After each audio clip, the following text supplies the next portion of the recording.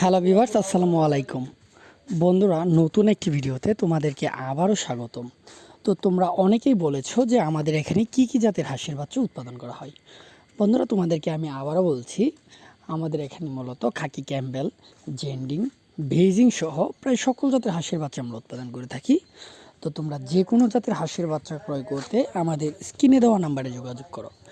আর তোমরা যারা আমার পুরনো সাবস্ক্রাইবার আছো, তোমরা অবশ্যই জানো আমরা কীরকম মানসম্মত হাঁসের বাচ্চা উৎপাদন করি এবং আমরা বিক্রি করে থাকি।